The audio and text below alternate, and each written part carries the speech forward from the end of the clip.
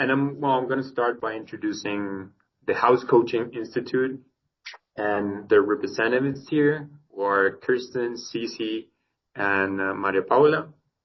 Well, the House Coaching Institute, well, it's a creation of different people, but initially started by Kirsten. She's a Danish designer and interior designer, and she came up with this wonderful idea of combining life coaching and interior design because, well, she noticed that space affects us, and it has to do with our well-being and our mental health and the relationship we build inside those spaces. So Kirsten thought about an institution that could drive this concept forward and teach other designers and in general people, well, to take power over the decisions of the space they live in. And I got to know Kirsten because she came to Colombia, well, to spread this message and spread this idea, and she kindly accepted an invitation to my school to talk about house coaching. And I found it wonderful. And as an educator, I think it's very important to take note about the Institute's philosophy and what their goals are and what they're trying to achieve with every project. And for educators, I think it's something to consider coaching, not just as a way of teaching interior design, but as a way of understanding our students, as a way of teaching our students to understand users and clients. And I think what they have to, well, what they're going to tell us and what they're going to talk about will be something that generates value for our practice, and hopefully we translate that value to our students. So I'll give the floor to the House Coaching Institute, which is Cece, Maria Paula, and Kirsten, and they'll tell us more about this initiative. Thank you so much. It touches my heart when you talk about what I've spent like most of my life doing, because you are so good with words, and it sounds really good when you describe it. So I'm very grateful. We are all very grateful since our meeting that you have been. You've also been a mentor because you have taken it to another level and you understand in a profound way what we are actually trying to build here. So first of all, just a short presentation. I have been working with interior design in Denmark for more than 25 years. And I reached like kind of all my professional goals. I even had a TV and I wrote a couple of books, and they were very successful, talking about empathic home design. You try to connect with your clients on a deeper level.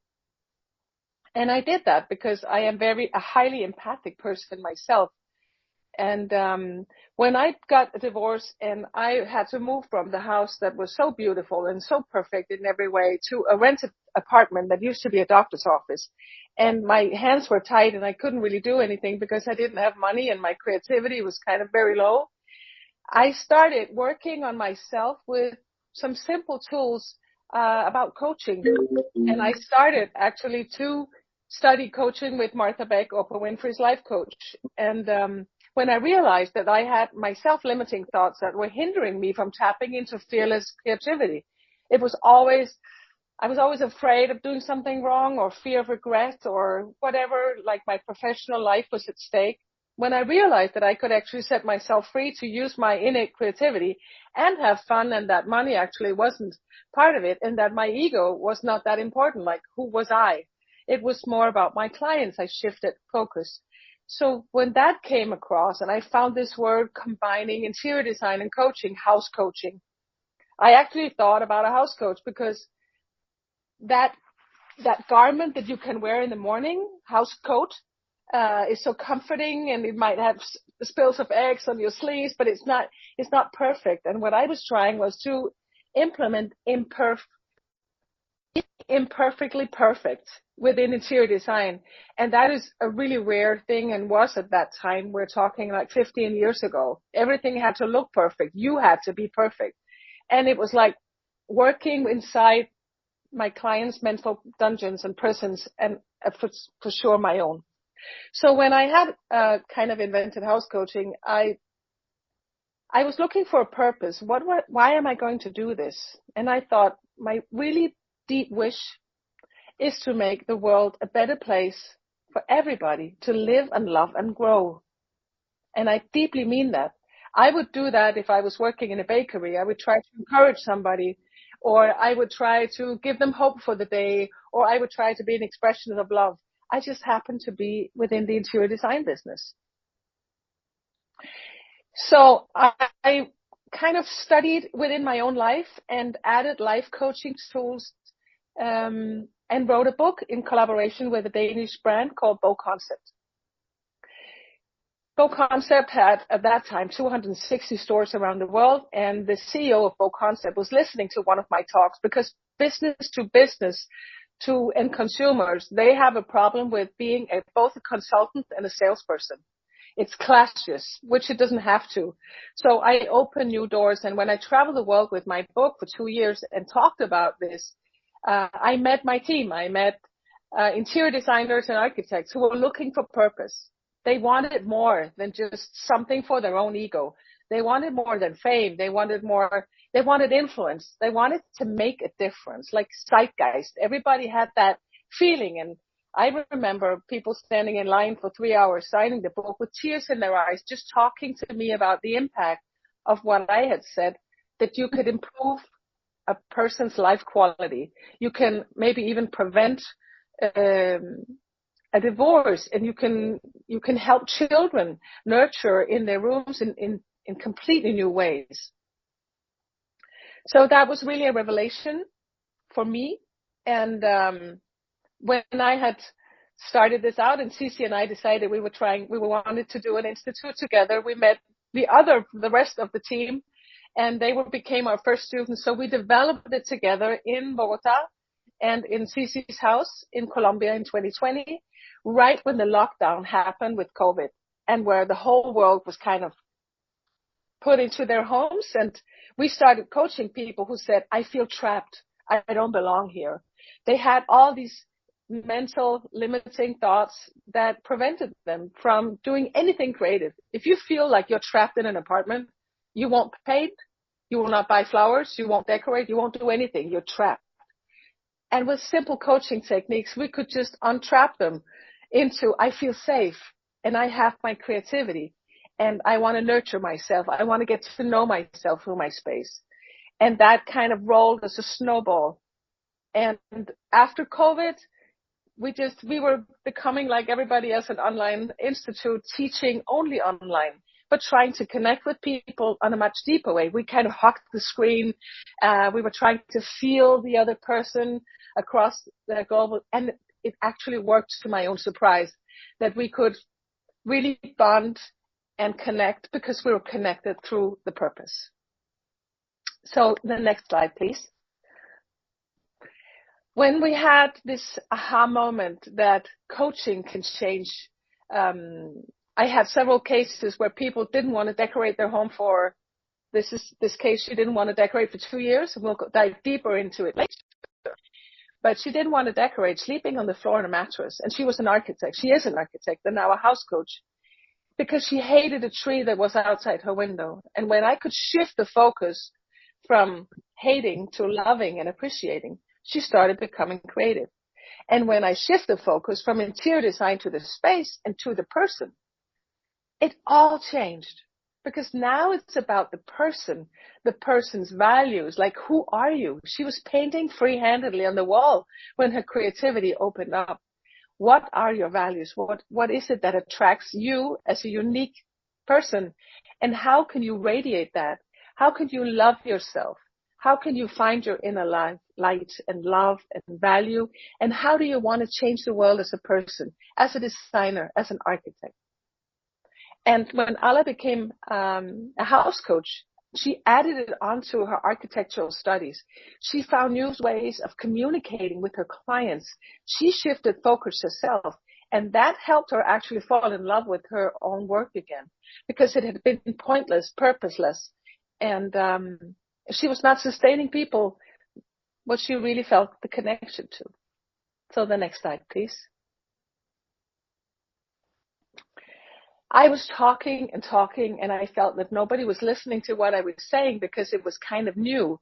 There were so many new forms of interior design, and I have to admit that house coaching is maybe not the most brilliant name for what I do. It's just what we happen to come up with. And most people loathe coaching, like, oh, there are so many coaches and so many studies for coaches. But in this case, it is about bridging the tools of interior design with bridging the tools of coaching. But I found the vehicle that I was needed, and it was Maslow's hierarchy of needs. Because we all have the same needs as human beings, and we cannot skip them. I thought we could. I thought in interior design, even though you're divorced and you don't feel safe in this new apartment, let's just move on to it. But I have knowledge now from 15 years of working with people that if you're not safe, and if where you live is not practical, you don't want to paint, you don't care about colors, you don't want to put anything on the walls, you don't want to move on, you just stay there temporarily. And how long is temporarily? We never know. So we work from the bottom up. We try to make this place practical and safe first, and then we move on to what is love and belonging to you. And in order to know what people really want, we need to find what they are afraid of. So I work with fear on a very constructive basis. Show me first 6 images of how you would never live. Show me 6 images of sofas you would never buy. I take them to design stores and I ask them to trash the furniture that they don't like, because before they have chosen 6 of what they're afraid of could go wrong, they say, but I like this one.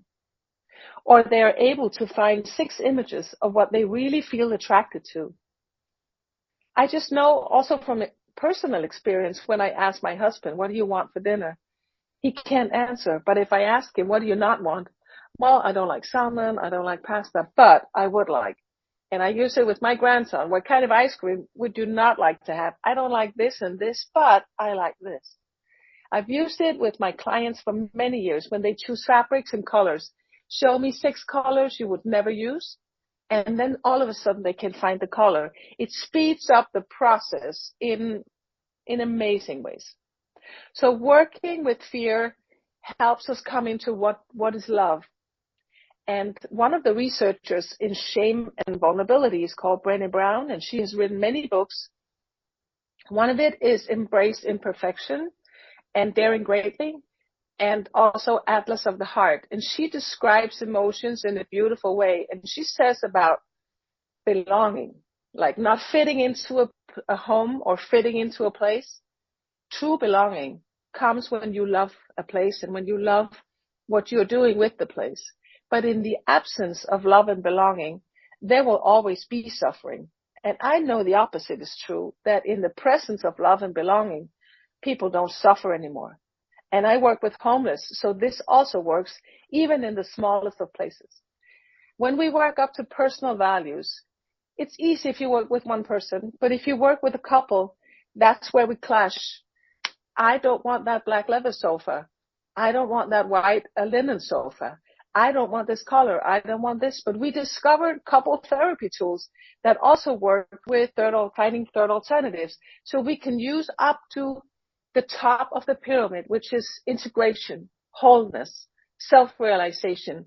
And that's where people connect with their own purpose. That's where they say, I want to do this. And especially architects and designers has a huge impact. But Cici will talk more about that now. And I give the word to Cici. Thank you. So maybe you're wondering, how do we teach this? And basically what we have, our students, most of our students are architects and designers. We also have psychologists, coaches, lawyers, business people, all kinds of people. But the common ground for everyone is that they are basically very empathic and very creative people.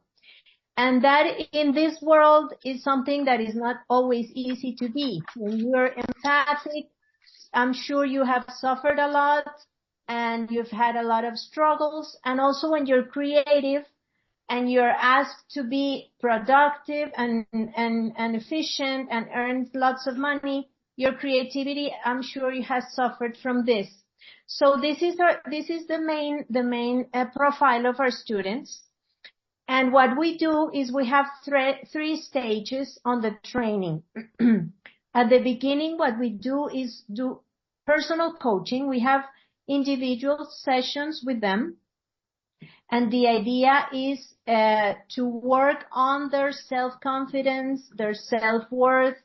We need them to realize that that empathy is the principal or most appreciative ability to have to become a house coach. So they are great people designing, very creative, wonderful designers. So, and we want empathy to be something that builds on top of this. We want them to feel that empathy and compassion and creativity are wonderful tools to become house coaches. So we work here on the self. And when we work with them, we go to work with one of their spaces in their homes. We ask them to choose a space in their home, in their office or in their home, to work on the house coaching process from beginning to end.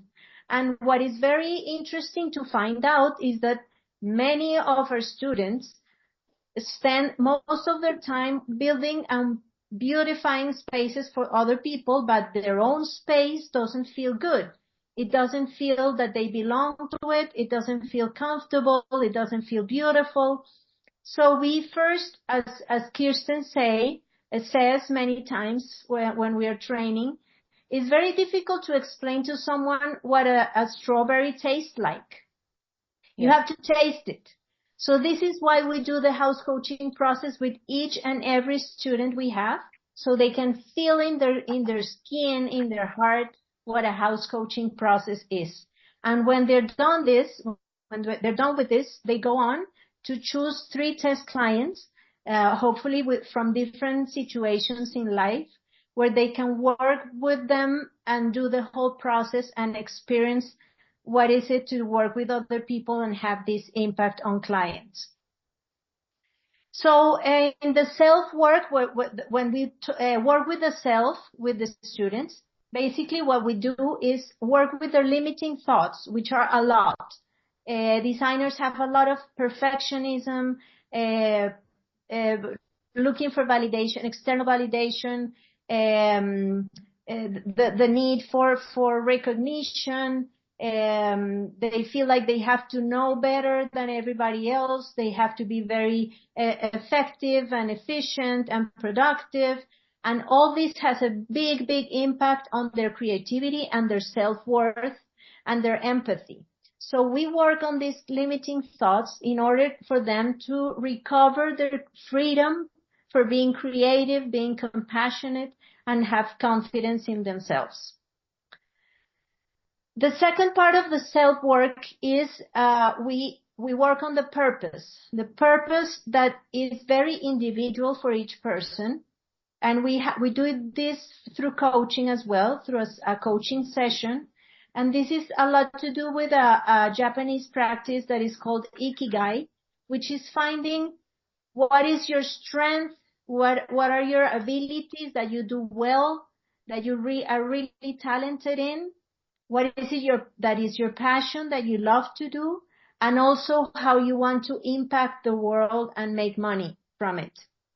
So we do this coaching and they recover their confidence that this being themselves is going to be a profitable thing and is going to be productive and is going to impact other people in a wonderful way. And the other tool that we use and we work with them in coaching is called the Pathfinder Vision Board, which I'm sure a lot of you have heard about. but we do it in a very specific way. This is a way of aligning your heart, your mind, and what you're visualizing that you want for the future. So we use this, we divide it in the personal life and work, and we grade it because we want people to have the reflection on what is important in your life, and especially to give priorities and also ambitiously dream of what you want from life in the future. So we grade it from 0 to +10, and we ask them to put this in a graphic way so they can see it. We actually do this also with clients, especially when someone is changing career or someone is going through a divorce or they're wanting to get independent and leave their parents' home. We use this tool as a way of aligning what your heart desires, so your mind is going to focus on make it happening. Now Kirsten is going to explain you about the adopted room.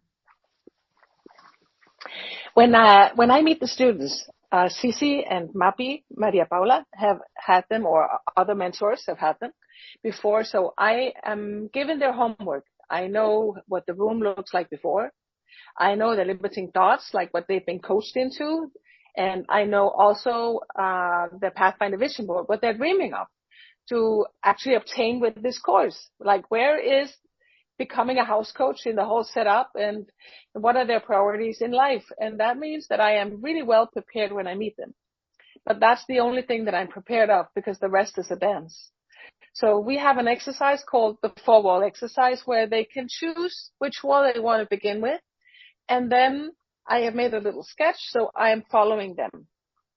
Then they show me the room on their laptop with the first wall that they choose, and I ask them to tell me, what do you dislike about the wall? What is it you dislike first about this wall? And if the student is having a bedroom or a living room or sharing the room with somebody else, we need the information of the partner as well, because it's a dance between more than one. But if it's okay with that one partner just to go ahead, then it's okay. But we make sure that we know that this is the person that I'm addressing, and that I am listening to her limiting thoughts or his limiting thoughts as they describe what they dislike about the wall. I don't like the wall. This chair is placed all alone by itself, or I think this sofa is very chunky. I'm very dissatisfied with the colors. And there are so many things that I listen to, and then I write it down, because I find and catch the little limiting thoughts, because anybody that I would take from the street and put into that apartment would say something completely different about that wall, because what they're doing is they're mirroring the self in the interior design of the wall. And when they get permission to be brutally honest what they dislike, all the thoughts come out. So this is actually an interior designer, and I get these photos from her, and I see just a glimpse of a hidden image. I see something in the background, and I know that if you hide something, there is something juicy for me there, and that there are no colors and there's nothing on the walls. So this person doesn't know the values they want to express. They don't feel the connection with the room. There is no love and joy. I can see that from that photo itself. And because I've worked with this for so many years, it's not just something that I believe to be true, it's something that I know to be true. And then they come up. This is when this image is coming up, and I ask her to take it up from behind the sofa. And she said, I'm so ashamed, I should know better. And then I work with a limiting thought. Is it true you should know better? How do you feel when you believe that you should know better? I am very discouraged, I don't feel creative. And then we take away the thought, we turn around the thought, and we loosen the thought.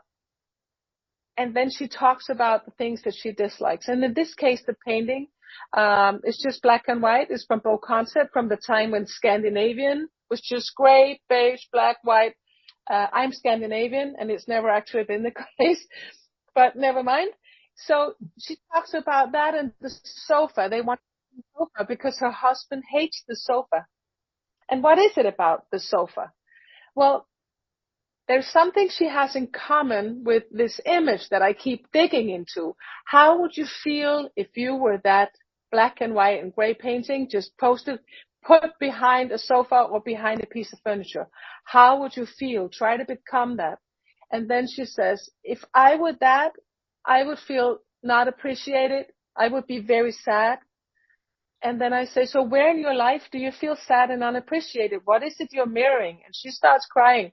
And she says, in my work life, I used to be appreciated by my boss, and now my boss left and the new boss doesn't really notice me, and I'm not happy going to work anymore, and I feel ashamed, and there's something about the passion that I lost.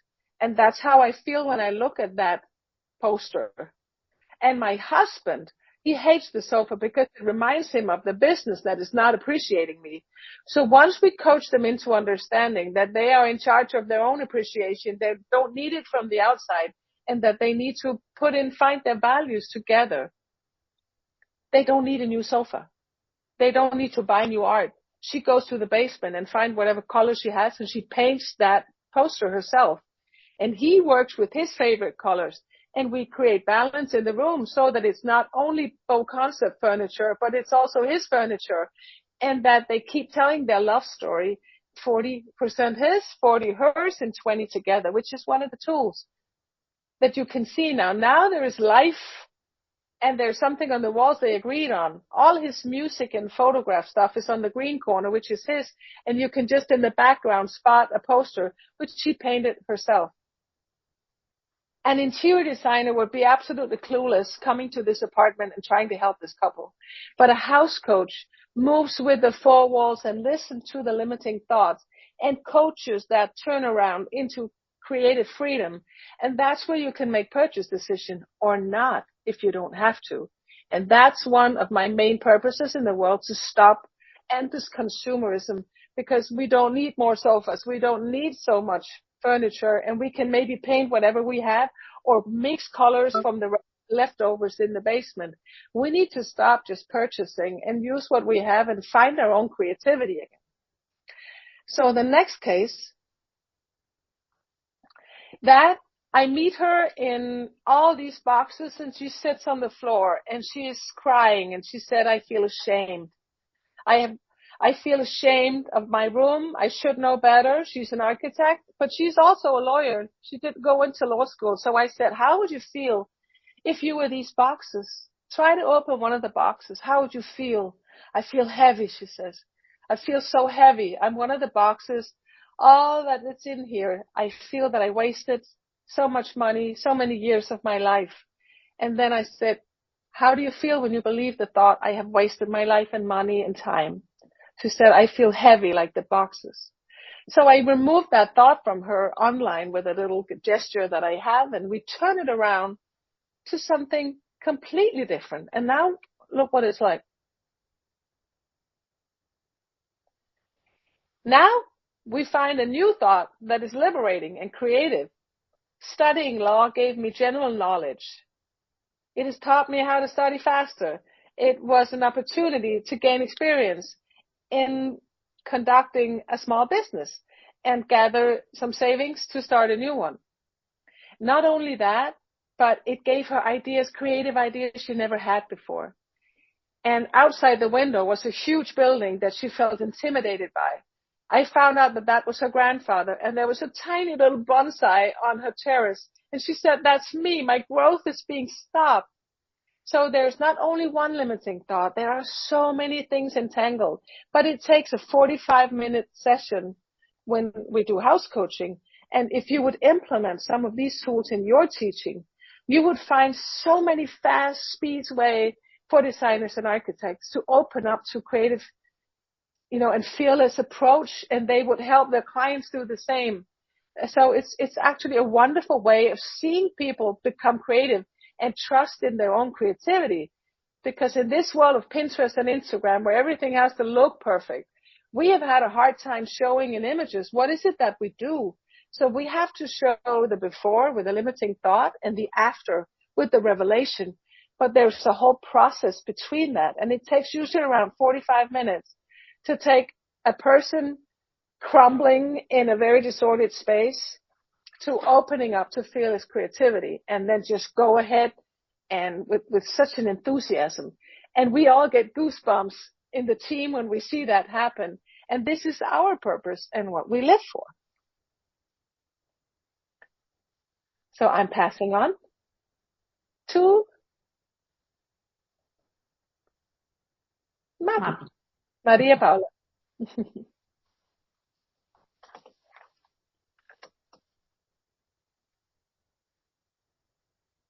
So where are you, Mappy?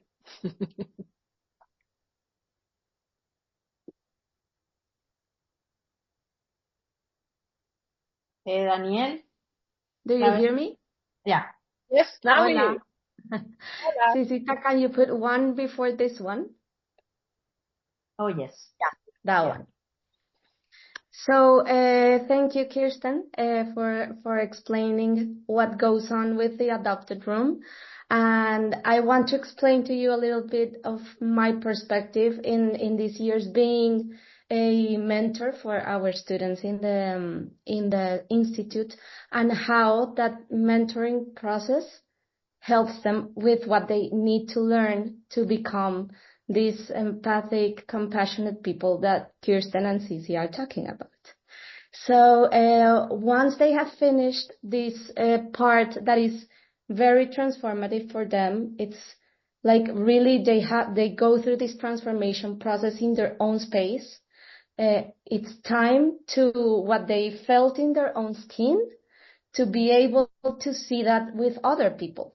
And that's not a minor detail. That is something that is very important, because we want them to go from what they felt in their own place to be able to do that with other people. So the first thing that we do with them is we help them choose 3 different test clients.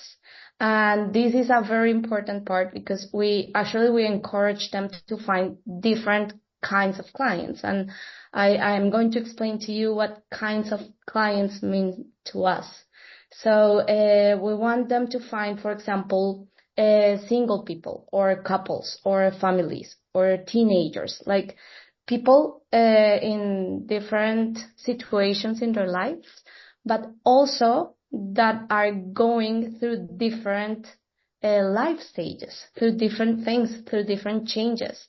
And for example, if we're talking about somebody that lives alone, it's not the same someone that is just leaving their home to go to the new house for the first time, all happy and excited to live by themselves, than a person that is getting divorced, for example. So here we want them to experience different kinds of needs. People who are gonna have very different outcomes, even if they were, for example, in the same building with the same apartment, exactly the same, the outcomes are totally different, because we are talking about people and not about the space. That's also the shift that we were talking about. So when you look at people, we want them to have like a variety of test clients to do this part. So can you put the next one, please, Isita? So what we have found is that once they start this process with their test clients, there is a very important job that we as mentors have to do. And it is that once they start, for some reason, the limiting thoughts come back. When you start to do a design process with somebody, and it happens that for example, your limiting thought is that you don't think that you're creative enough as a designer. That comes back during the process and you get scared.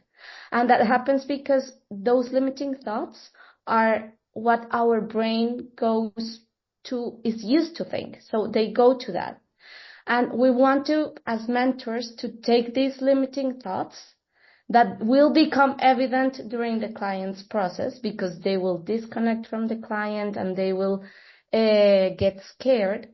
We need to bring again the students to consciousness. Like, okay, so we are seeing this limiting thought again. And there are tools that we use through the process that Cici talk to us about, and one is the purpose. So we bring them back to their purpose. We connect them with their purpose, and we also bring them back to their alternative thought, the turnaround. That this is what we do in coaching. We kind of replace this limiting thought with an alternative thought that they can hold on to when the limiting thought comes. So we as mentors get them in this process, and we reconnect them with the process again. And that's how the process can continue. I can give you a lot of examples, but I can think of, for example, when they disconnect from their creativity, or they think what I told you before, that they are not creative enough or good enough as designers. Usually what happens is that they disconnect from their clients. So, and the clients disconnect from them. So the clients start to postpone the meetings, do things like that they wouldn't know how to handle if it wasn't a house coaching process. They wouldn't know how to handle, but we know how to handle. We know that they need to reconnect to be able to connect to their clients again. And this is an ability that is not easy to master. That's why we want them to go through this, and we want them to go through this with a company, with somebody that knows what is going on and that can help them understand this situation, so that when it happens to them by themselves with the clients, they are gonna be able to see what is from them, what are their own limiting thoughts and their own things, and what belongs to the client. And that right there, it's a very, very important distinction that they need to learn how to do. It's one of the abilities that we want them to know how to do. Because when you let your own things get into the process of designing the space for somebody else, then there you will have a conflict. But if you don't you understand what's yours, and you just help your client with their own limiting thoughts, like Kirsten was explaining before, then you will have a wonderful project and a wonderful result, regarding of what the result is in terms of design. But you will have a wonderful project in terms of people. That is what is very important for us. Cecita, please, the next one. So these are some of the tools, not tools, but some of the abilities that we want our students to learn through the process. And these are not minor abilities. These are actually very important. They know already how to do an interior design process, a design project. They already know how to deal with the space, with materials, with measurements. All those things are already part of who they are, and they are very good at.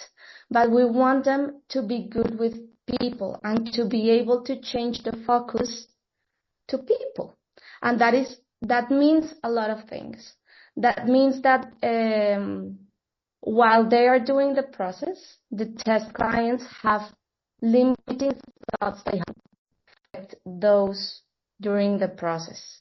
And that is difficult sometimes, because some of my students, for example, they sometimes say, Mappy, but I need to finish, and the client is having a difficult time with their partner. Yes, I know, and we need to understand, because that person, probably the whole house coaching process, triggered something with their partner, or something with their family, or something with themselves that is very deep. And we need to understand and respect the process. So that's the part of the shift that we're asking them to do.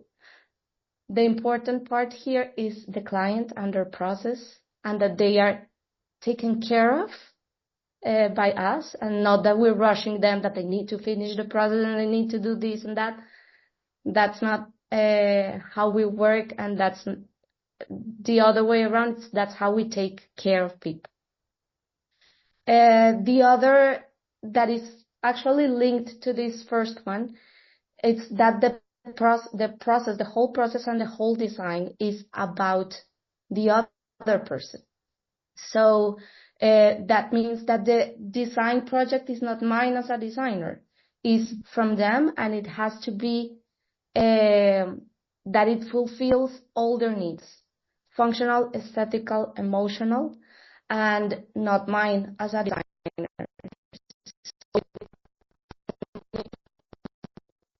Be that it is absolutely about them and their well-being. And another one of these abilities that is also very important that has to do a lot with coaching is active listening. We have to gather information, and the only source of information that we have is our client, and the most important one. So active listening is very important. And when we are learning, there's a lot of noise. When we're doing the house coaching sessions, there's a lot of noise. What should I ask next? Or what should I tell the client? And what was the next step? And meanwhile, the client is saying a lot of things. So there's this other ability of opening your heart to listening what is really going on, because that's where you're going to find everything that you need to help your client. Sisita, can you put the next one, please? No, it doesn't work. Dale clic a la pantalla. Ahí. Good. Otra. Perfect. Thank you. And once like our students have learned these abilities through working with the test clients, there's something else that we have discovered it's important for them, and is to teach them about different personality profiles. There are different kinds of people. There are people who are more oriented to detail. There are people who are more empathic. There are people who are more creative. And there are people who are more thinking about the result. So what we want to do is teach them about these different kinds of personalities so that they can adapt to what the different types of clients, and not take what happens with these clients personally. That's our goal in this, because sometimes when somebody is very oriented to the results, for example, it's a very strong person, or then most empathic and creative designers, they feel that I'm doing something wrong, or maybe he didn't like it, or maybe. So we teach them these different personality profiles, and that we also have one, of course. We are one of those.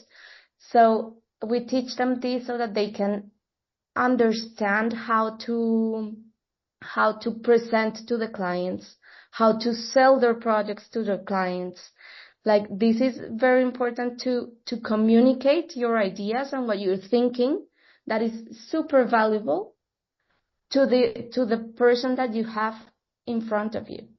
So this is just kind of the final tool for them to be able also to show their ideas in a way that is appealing to the client, and that they can really put out that project that they have been working on, and that is, if you follow the whole process, going to help your client and fulfill all their needs from the base of the pyramid to the top of the pyramid. So this is our mentoring process. And now I'm going to leave you with Cici, that she's going to talk about something else. Thank you, Mappy. I just want to maybe close the presentation talking about what is the impact and how they live after the program.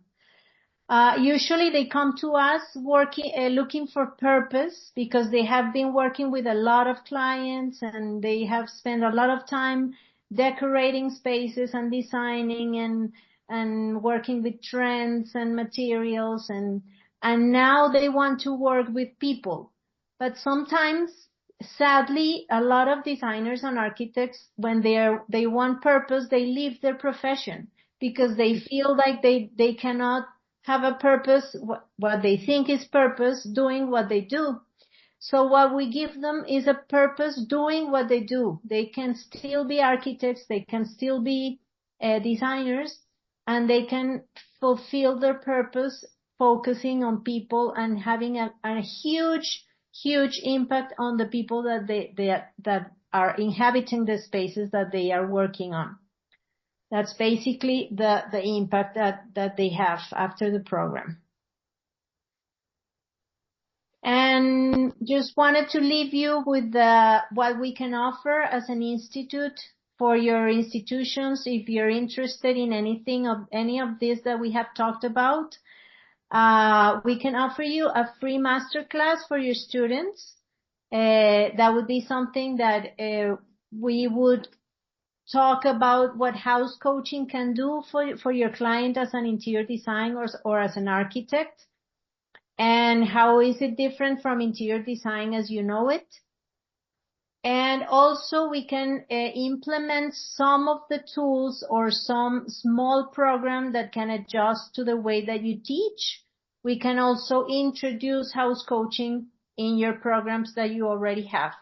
We have done this trials at Universidad Javeriana in Bogotá, and we are participating now at Los Andes in one of the neuroarchitecture class that Daniel is directing. So there it is. I guess Daniel, you wanna open up for questions?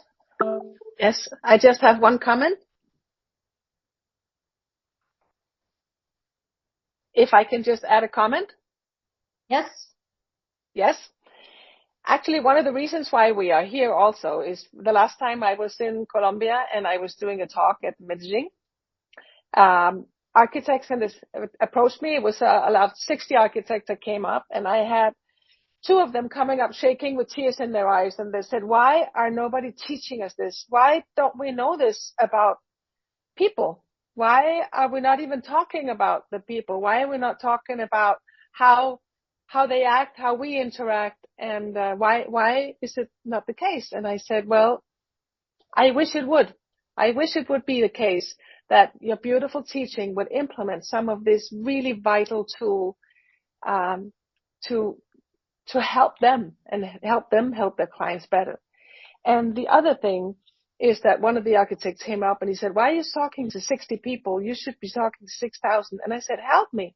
Like, help me spread the words. And what we're also asking you to help us kind of spread the word, because it is so important. And that's why we're offering a lot of this for free, that people know that this actually exists. So thank you in advance for this opportunity. And also thank you to Daniel for this time that we can share our purpose with you. So that's what I wanted. Thank you so much. Okay, that was great. Thank you for your time and for your presentation. I'm gonna open the floor for questions that the audience may have. I don't know who wants to raise his or her hand.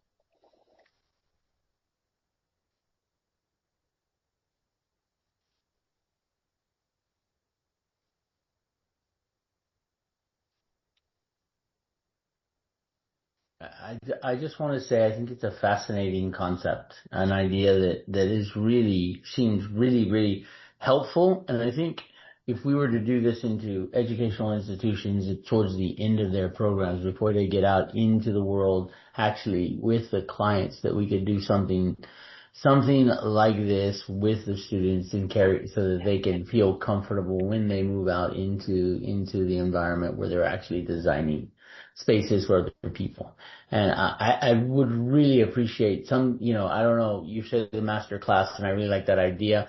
That one of the classes that I teach in the end of the semester is called Business and Professional Practices, right? Mm-hmm. And this looks like something that could easily fall into that area of professional practice, basically, a technique. So I really would like to speak to you guys about doing something with my students in that course, which would be nice. Maybe that. That is wonderful. Maybe professional experience as well. I don't know. That comes a little earlier, but that's right before they go out into doing their internships. Yes. I think Thank you. You're welcome. Sure. I really thought it was fascinating. I think it might be a really good intro into internships as well. Right. That might be another really good area for that to happen. I see that Cece put info at housecoachinginstitute.com. Is that where we would get that information? Yes, that's our email. And also you can check on our webpage. I think Daniel wrote that down at the beginning of the chat. You can check out our website. You can also contact us through that. Thank you so much. I really appreciate all you had to say. I align with it completely. So thank you. Oh, that makes me happy. Thank you. Yeah, and Cece, Kirsten, and Maria Paula, they're really open to conversation. So I don't know if you're okay with it. I can share your email so they can write directly to you. So sometimes, like, I want to speak to Kirsten about something. Absolutely. Absolutely. I'll share the email with the attendance of the webinar, and I think that this is a very powerful way of approaching kind of end of undergraduate degree themes and topics and things that you would miss. Like you mentioned, why don't they teach us this? Well, it's not like an easy thing to teach. It's something that you have to discover, and it's also something that is that as you mentioned, it came about and you thought about it after a long time, after like you had a career, you had a marriage, you had a lot of life experience, and then it was like something that was inside of you that you discovered. And I think that is not something that is really translatable to people with less experience, but it's something worthwhile teaching. So I think that to understand the idea and the concept of coaching and how it can be matched with interior design, you need to have a lot of fundamentals and you need to have a lot of things. So I've always seen like the house coaching as more of a graduate experience. Maybe they can deepen and mix with other disciplines like anthropology or psychology or things that we've talked about, that when you're at a graduate level, you can really appreciate other inputs that you mentioned throughout the presentation and what coaching and house coaching involves. Because if you're talking like for a first year student or second year student about the relationships that were built and what it means for me to be able to keep my shoes where I want to keep my shoes, it's not something that's relatable to them because, well, they're 19, 20 years old. I think I agree with you, and I think we have seen it when the people come from the other side, when they come from the psychology or the coaching side. It's a lot more easier for them to understand the process that when they come as designers, because when they come as designers, they have the need and the want to do this, but it's not as easy for a psychologist that they love psychology, they love interior design, and it's so organic to put them together. Yeah. Well, I think our time is coming up, and Kirsten personally, she's a member of ITEC. Nice. And if you could manage to go to Chicago, I think next conference is going to be in Chicago as well. So if you could manage love that.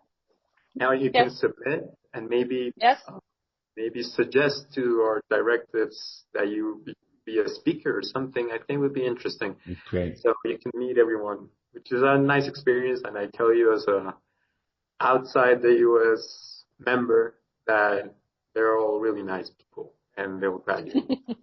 We really value you at IDEC. You're speaking at IDEC, and also at IDEC there's now a new student day, so that might be another opportunity at this student day. But I would love that. I think doing a presentation would be awesome. Yeah. I would love that. Yes, absolutely. Mm. Do you have any other questions for the last minute? Somebody sitting with something? Or if not, you just write to us, write to me personally or CC, whatever. We would love to get in contact with you. Daniel, were you going to share their emails in the chat? Where were you going to share the emails? I'm going to email you their emails because Correct. I have your emails. So I'll just send the info over the same link over the invite. I will use the same thread. Okay. Thank you. Thank you. Okay. And I think it's hugging time. That's what we do.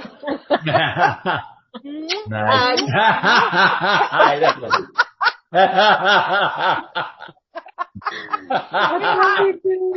I think it's fantastic. Okay. Thank you. Thank you so Okay, much, thank all of you. you. Thank Have you, a Kirsten. beautiful Thank you, Cici. weekend. Thank you, Thank you Paula. very Bye. much. Bye. Bye. Bye bye. Bye. It's very good to listen to you guys. Yes.